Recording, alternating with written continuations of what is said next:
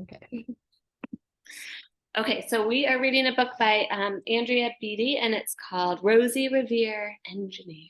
Here it goes. I'm going to, let's see, can I pin my... There we go. Okay, here we go.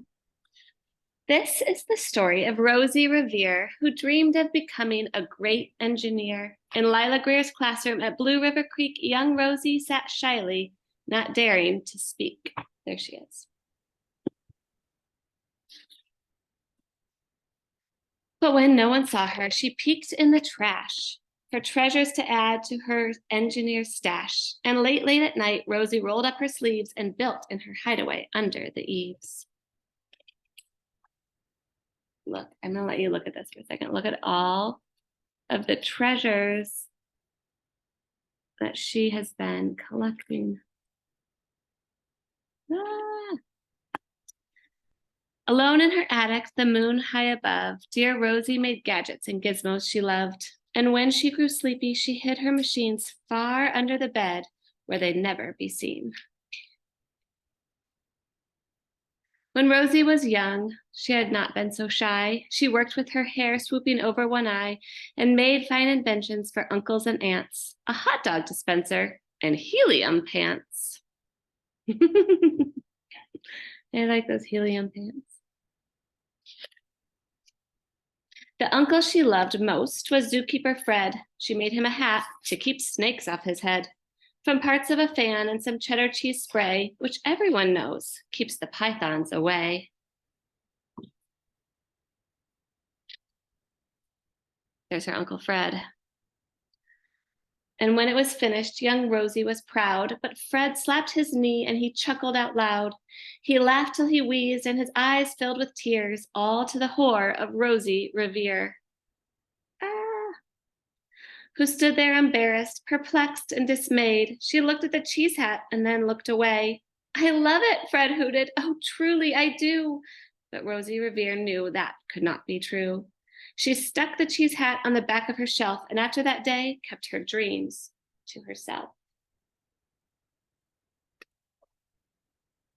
And that's how it went, until one autumn day, her oldest relation showed up for a stay. Her great Aunt Rose was a true dynamo who'd worked building airplanes a long time ago. There she is, a long time ago. She told Rosie tales of the things she had done and goals she had checked off her list one by one. She gave a sad smile as she looked to the sky. The only thrill left on my list is to fly. But time never lingers as long as it seems. I'll chalk that one up to an old lady's dreams.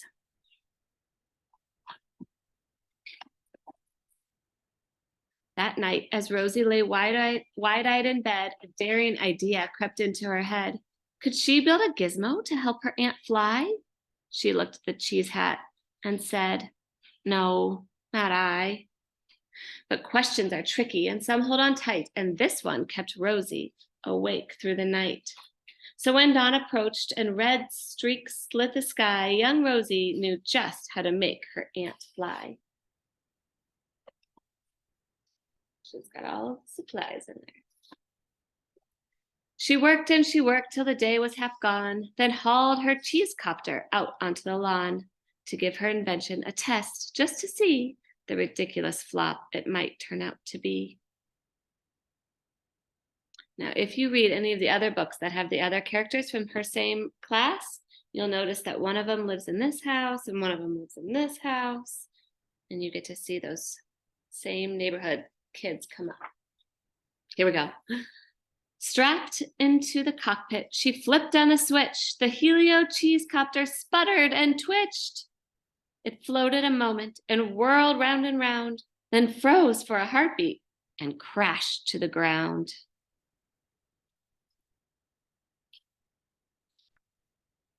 Look at Rosie.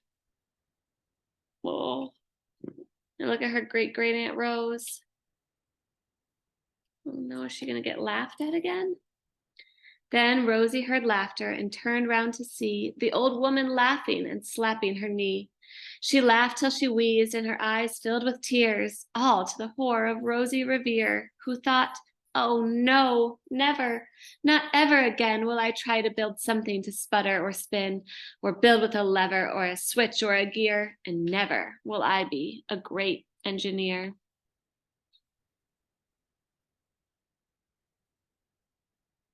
She turned round to leave, but then Great Aunt Rose grabbed hold of young Rosie and pulled her in close and hugged her and kissed her and started to cry. You did it! Hooray! It's the perfect first try. The great flop is over. It's time for the next. Young Rosie was baffled, embarrassed, perplexed. I failed, said dear Rosie. It's just made of trash. Didn't you see it? The cheese copter crashed. Yes, said her great aunt. Yes, said her great aunt. It crashed. That is true.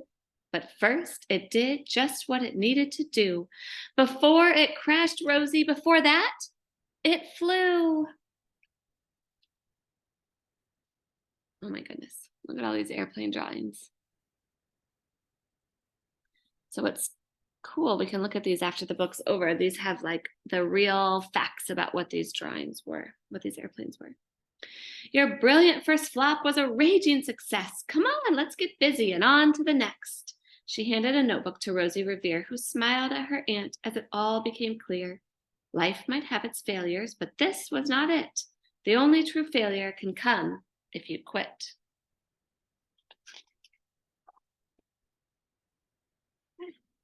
Let's see, I'll show you these now since we're here. This is in 1784, Elizabeth Thimble became the first woman to fly in a hot air balloon. Whoa, look at that. That was a long time ago. This is E. Lillian Todd's the first woman to design airplanes in 1906. This was the first woman to gain a pilot's license in 1911. This one was flown in 1922 by Bessie Coleman. Amelia Earhart, everybody knows about her. Yellow Bird. And Lynn Ripplemeyer was the first woman to pilot a Boeing 747, not until 1980. Wow. Okay, anyways, they worked till the sun sneaked away to its bed. Aunt Rose tied her headscarf around Rosie's head and sent her to sleep with a smile ear to ear to dream the bold dreams of a great engineer. Look at their cheese copter. Do you think it's gonna fly? No, Mama, look what it. No, look what it says on the seat. It says, we can do it. At Blue River Creek, all the kids in grade 2 build gizmos and gadgets and doohickeys too. With each perfect failure, they all stand and cheer, but none quite as proudly as Rosie Revere. These are fun to look at all of the different inventions that the kids have made. This is like her own disco light dance party, which is pretty fun. This is Sophie, and she looks like she turned a log into some sort of scooter. I think these are water bottle, like hot water bottles. And she's walking home. I don't understand what that's about. This kid has got like 6 mirrors on his helmet. And he's got an airplane apartment building of some sort. These are all the kids in their 2nd grade class.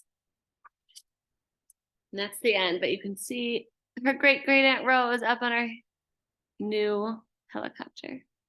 She's like, bye. And it says just really like all of the books by this author have people that have inspired this. So this is one of the historical notes is that back during World War II, there were women that were working on building the aircrafts, and they were called Rosie the Riveter. It's the name of the image they used to inspire them. So that's the book. Ta-da!